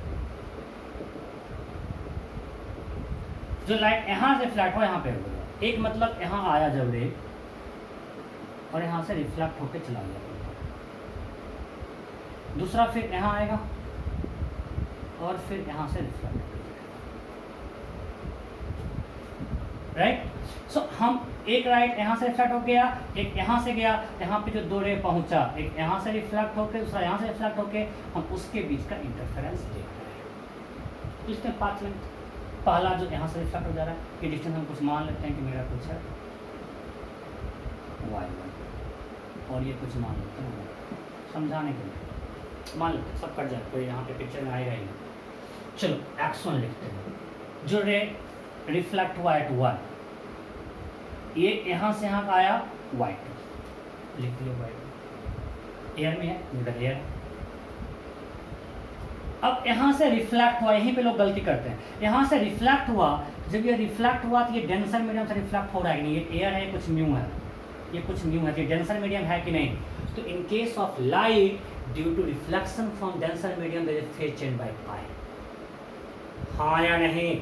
मैं आपको बताऊं, मैं फिर से बोल रहा हूँ, मैं सब कुछ एक्सप्लेन कर चुका हूँ जो हमें ऑर्गन पाइप वाला लास्ट में करवा रहे थे, कि हम बताए थे कि साउंड वेव में रिफ्लेक्शन फ्रॉम डेंसर मीडियम से कोई फेज चेंज नहीं होता है, रिफ्लेक्शन फ्रॉम रेयर मीडियम से पाई का फेज चेंज होता है, अगर हम मानते हैं प्रेशर वेव।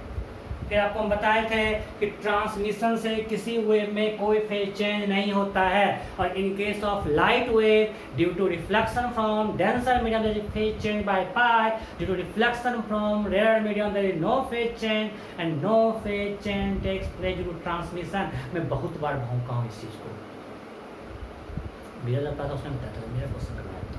तो यहाँ पे इस सरफेस से रिफ्लेक्ट, इससे रिफ्लेक्ट किया, ये तो डेंसर मीडियम है, और डेंसर में जब रिफ्लेक्ट किया तो पाई का फेज चेंज होगा, और पाई का phase change pi equal to 2 pi by lambda into delta x है lambda by, see equivalent to lambda by 2। और लैम्डा किस में लेंगे? एयर में। क्यों? क्योंकि हम लोग सब कुछ किस में लिख रहे हैं? एयर में पाथ लेंथ लिख रहे हैं। एयर में पाई का फेज चेंज, देखो phase change pi is equivalent to lambda by 2। और हम जिस मीडियम में एक्स लिखे हैं उस मीडियम का लैम्डा लेंगे। हमने अगर पाथ लेंथ लिखा, अगर हमको एयर में फेज चेंज पाई करवाना तो लैम्डा डेल्टा एक्स कौन सी? Lambda air by 2। कंफ्यूज मत करना कि लैम्डा को किस मीडियम का लेंगे, बिल्कुल नहीं। अगर इसलिए हम बोलते हैं हमेशा पाथ लेंथ लिखो एयर में, मतलब लैम्डा एयर बाई 2 लेंगे। हमने पाथ लेंथ लिखा एयर में, तो एयर में पाई का फेज चेंज करवा रहे हैं ना, जिस मीडियम में लिख रहे हैं उसमें। तो अगर एयर में पाई का फेज चेंज करवाएंगे तो डेल्टा एक्स होगा लैम्डा एयर बाई 2। तो एक लैम्डा एयर बाई 2 ऐड हुआ, किसके लिए? It is due to reflection, for reflection. So यहाँ से यहाँ आया y2, रिफ्लेक्ट किया इसलिए लैम्डा एयर बाई 2 ऐड हो गया। फिर अब यहाँ से यहाँ गया, क्या लेंथ है? y1 plus y2। मैं फिर से इसको बता रहा हूँ कि रे यहाँ से स्टार्ट किया, यहाँ आया, कितना चला? y2। अब वो रिफ्लेक्शन, देखेंगे रिफ्लेक्शन का किस मीडियम से हुआ भाई? डेंसर से हुआ है। तो पाई का फेज चेंज होगा, लैम्डा बाई 2 ऐड कर दिया। फिर अब यहाँ से यहाँ जाएगा, यहाँ से कितना डिस्टेंस है? y1 plus y2। अब लिखते हैं x2। यहाँ से यहाँ आया, फिर ट्रांसमिट किया। ट्रांसमिट तो कोई फेज चेंज होता ही नहीं है, नो प्रॉब्लम। यहाँ से यहाँ जब ट्रांसमिट किया, नो फेज चेंज, कोई दिक्कत नहीं। अब यहाँ से यहाँ आया, यहाँ से यहाँ आया t, किस मीडियम में? म्यू में। और हम लिख रहे हैं एयर में, तो एयर में कितना होगा? Mu T. मतलब एयर में लिखो, कभी कोई दिक्कत नहीं होगा। यहाँ से यहाँ आया t इन म्यू, तो एयर में कितना होगा? Mu T. अब यहाँ आया, फिर रिफ्लेक्ट किया, मीडियम 2 से रिफ्लेक्ट किया, लेकिन रिफ्लेक्ट किससे किया? एयर से। और ये म्यू था, ये रेयर है या डेंसर है? रेयर है। And reflection from rarer medium, no phase change. मैं फिर से भागता हूँ, यहाँ से यहाँ आया y2, फिर ट्रांसमिट किया, नो फेज चेंज। फिर से चला t in mu, equivalent to mu T in air, यहाँ म्यू टी आ गया। अब यहाँ फिर से रिफ्लेक्शन हुआ from medium two, and that is denser medium. Air हुआ, ये एयर और म्यू का इंटरफेरेंस है, एयर नीचे डेंसर मीडियम है, सॉरी रेयर मीडियम है, और रेयर मीडियम से कोई फेज चेंज होता नहीं है, कोई फेज चेंज नहीं होगा। रिफ्लेक्ट करके फिर कितना चला? t। एयर में कितना होगा? म्यू टी, यहाँ पहुँचा दिए। फिर ट्रांसमिशन हुआ, नो फेज चेंज। ट्रांसमिशन के बाद कितना चला? y1 plus y2। होपफुली हमको समझ में आ गया होगा। x2 फिर से बता रहा हूँ, यहाँ से यहाँ आया y2, फिर ट्रांसमिशन, नो फेज चेंज, फिर t in mu t in air, then reflection from rarer medium, no phase change, again t in mu t in mu, so mu t in air, फिर से transmission, no phase change, y1 plus y2 in air, screen पे पहुंच गया। So what is delta x? ये बड़ा इसमें लेते हैं x2 माइनस x1 क्या होगा? देखो y2 कट जाएगा, 1 प्लस y2 कट जाएगा, बचेगा क्या? 2 म्यू टी माइनस लैम्डा है। ठीक, नाउ फॉर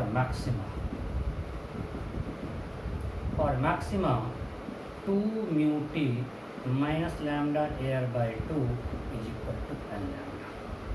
फिर n इज 0 1, आर्टिकल 0 भी हो सकता है ना? अरे आर्टिकल 0 तो पॉसिबल है, ठीक है। So 2 mu t is equal to n lambda. Lambda किस में लेंगे?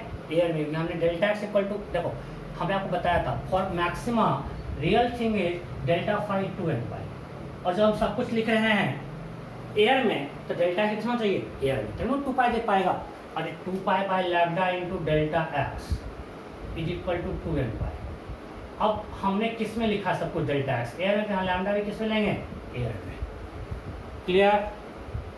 सो n लैम्डा, मैं ये लिख रहा हूँ सब कुछ हम एयर में लिख रहे हैं, तो आप समझ लो कि एयर में हम बात कर रहे हैं, plus lambda by 2। So 2 mu t is equal to 2n plus 1 lambda by 2, फिर n इज 0। तो लोग बोलते हैं भाई कंडीशन उल्टा आ जाता है मैक्सिमा के लिए। मैक्सिमा के लिए ये आ गया। अरे याद मत करना कि उल्टा आ जाता है, सब कुछ चेंज करेगा, मैं अगला केस चेंज कर दूंगा। तो कुछ याद नहीं करना, कुछ याद नहीं करना है, आपको डिराइव करना है तुरंत। ये आया मैक्सिमा के लिए। उस time minimum thickness for maxima क्या होगा जब n 0 हो जाएगा, टी मिनिमम क्या होगा for maxima, T minimum of film क्या होगा, टी इक्वल टू क्या होगा दिस, n रखो 0 तो जाएगा क्या n रखो 0 लैम्डा बाई 2, जैसे 2 हो गया लैम्डा बाई 4 मिनिमम, जैसे टी मिनिमम फॉर मैक्सिमा। अरे टी इक्वल टू होगा दिस बाई 2 म्यू, अब n रख दिए 0, मिनिमम थिकनेस आ गया, समझ में आया। तो यहाँ कंडीशन आ गया 2 mu t equal to 2n plus 1 lambda by 2। मैं बोलता हूँ याद मत कर यार, ये निकालने में कितना आपको समझाया इसलिए लगा, लिखने में कितना डालेगा 2 लाइन तो बस लिखना है। फॉर मिनिमा क्या होगा, यह अब मैक्सिमा के लिए, मिनिमा के लिए क्या हो जाएगा फॉर मिनिमा, इसको छाप लो फिर मैं लिखता हूँ, बोर्ड भर गया। फॉर मिनिमा यहाँ लिख रहे हैं,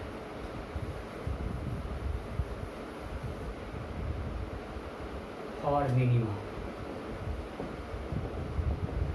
का डिफरेंस क्या है 2 mu t minus lambda by 2 इसी equal to 2n plus 1 lambda. यहाँ पे n 0 से था, सो 2 म्यू टी इक्वल टू, इसको ये करेंगे 2n प्लस 2 हो जाएगा, क्या होगा 2n plus 1 plus 1 lambda by 2, that is 2 mu t equal to 2 common n plus 1 lambda by 2, और n कहाँ से है 0 1 2 3, ये कैंसल, आपको कहीं ये भी मिलता है 2 mu t equal to n lambda या m लैम्डा, और m स्टार्ट कर दिया 1 से, अरे n 0 तो m 1 होगा ना। So minimum thickness for minima क्या होगा लैम्डा बाई 2, समझ में आया कि नहीं। ये इधर जाके ऐड हुआ तो 2n plus 1 plus 1, 2n plus 2 हुआ, 2 कॉमन ले 2 2 कैंसिल, आ गया n प्लस 1 लैम्डा। n कहाँ से स्टार्ट था इसमें 0 से, तो n प्लस n अगर यहाँ 0 से स्टार्ट था तो मैंने प्लस 1 को m लिख दिए, m कहाँ स्टार्ट होगा 1 से, हाँ या नहीं। So T minimum for minima क्या होगा, T minimum for minima lambda by 2, because m1 ले लिए तो आ गया लैम्डा बाय 2। फटाफट सब छाप लो, फटाफट छापो, फटाफट फटाफट।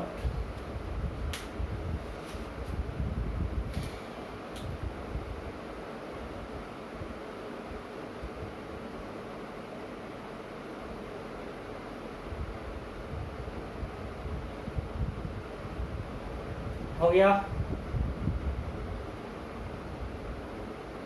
मिटाएं,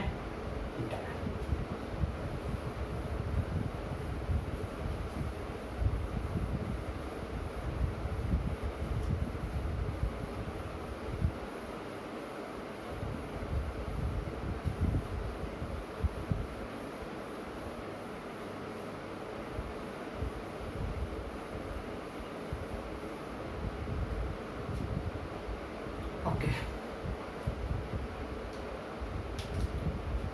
इसी में बस हम थोड़ा सा चेंज करते हैं, थोड़ा सा बस चेंज करते हैं।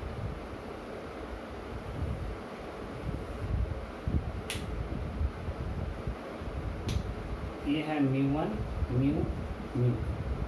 और आपको दिया हुआ है μ2 greater than μ greater than μ, thickness is T. यहाँ कहीं सोर्स है, नॉर्मल इंसिडेंस है, we are considering interference between, considering interference between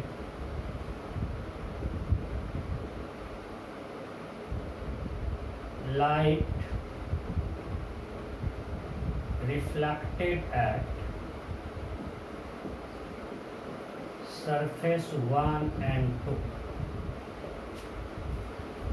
considering interference reflected at surface 1 and 2, you have to deduce condition of maximum। क्या पढ़े तो चलो मैं question है find T minimum for maximum, minimum thickness of this film for maximum अगर wavelength lambda है, option A lambda by 4 mu, option B lambda by 2 mu, option C lambda by mu, D. You have to find T minimum for maximum. कंडीशन सबको दिया हुआ है। ये T length है और ये रिफ्रैक्टिव इंडेक्स म्यू है, कंफ्यूज तो नहीं, म्यू डी नहीं है। ये थिकनेस क्या है टी और इसका रिफ्रैक्टिव इंडेक्स क्या है म्यू। फटाफट करो, जल्दी करो, टाइम हो रहा है।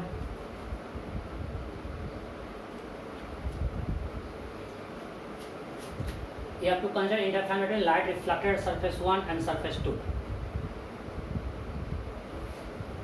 Interference between light reflected at surface 1 and surface 2. Find T minimum for maximum.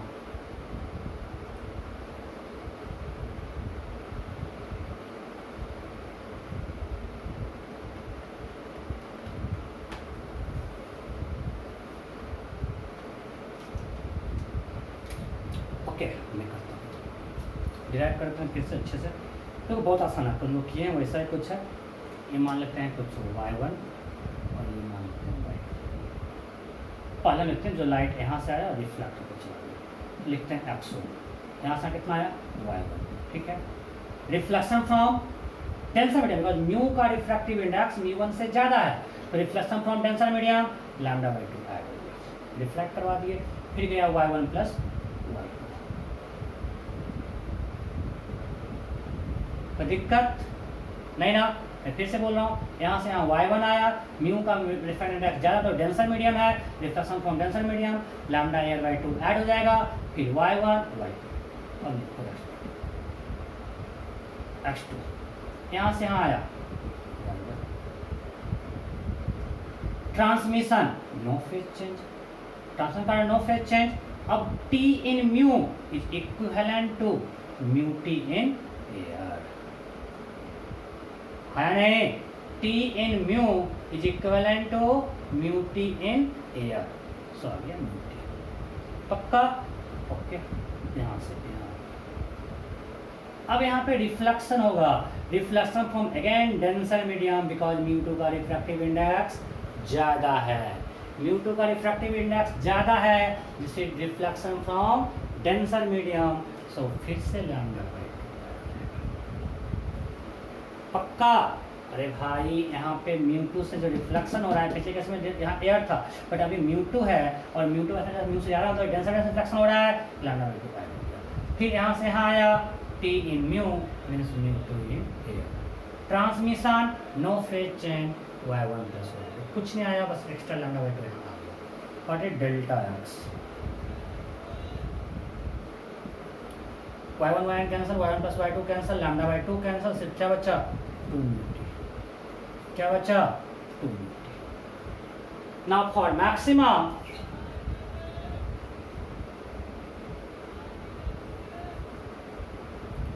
N lambda in air, lambda किस में लेंगे एयर में, पक्का ना, बिकॉज हम सब कुछ लिए हैं पासिंग किस में लिए हैं, हम सारा पासिंग किस में निकाले हैं एयर में, लैम्डा किस में लेंगे एयर में। So 2μt equal to n lambda mean, अब यहाँ पे n जीरो होगा क्या, नहीं लेना है, क्योंकि भाई थिकनेस कुछ ना कुछ तो है ना, ये जीरो कैसे हो सकता है, कुछ थिकनेस है ना, n कहाँ से स्टार्ट होगा, तो सब कुछ अकल लगा कर लेना। जब 2μt equal to n lambda है और कुछ थिकनेस है, ये कभी 2μt कभी जीरो होगा क्या, नहीं होगा, तो t मिनिमम क्या होगा, what is t minimum for maximum, that is equal to lambda. Clear?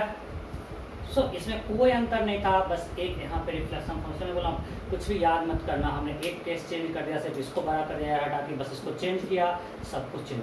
हम गलती किए हुए हैं ना, वैसे यहाँ पे कुछ फर्क नहीं पड़ेगा, बट हम एक गलती किए हैं। क्या गलती किए हैं बताओ, क्या गलती किए, फटाफट तुम लोग कोई नहीं बोलते हो।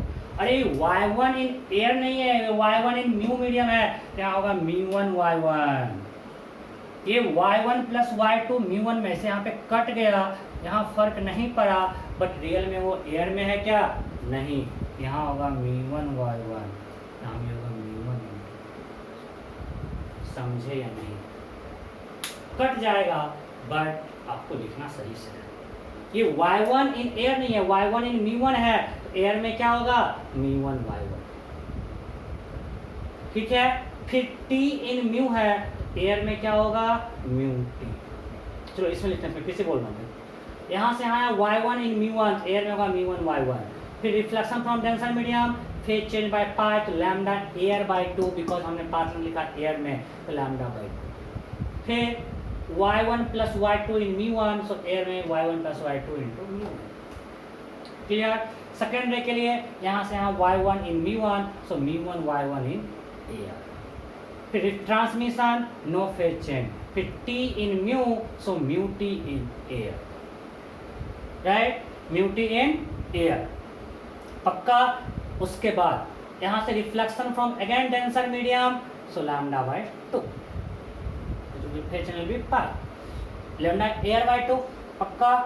अगेन रिफ्लेक्शन का फिर चला mu T in mu, so mu T air. Again transmission no phase change, y1 plus y2 in mu, so air होगा μ1 इंटू y1 प्लस y। तो ये एक्चुअली कट ही जाएगा, रिजल्ट में कोई आंसर फर्क नहीं पड़ने वाला है। क्लियर।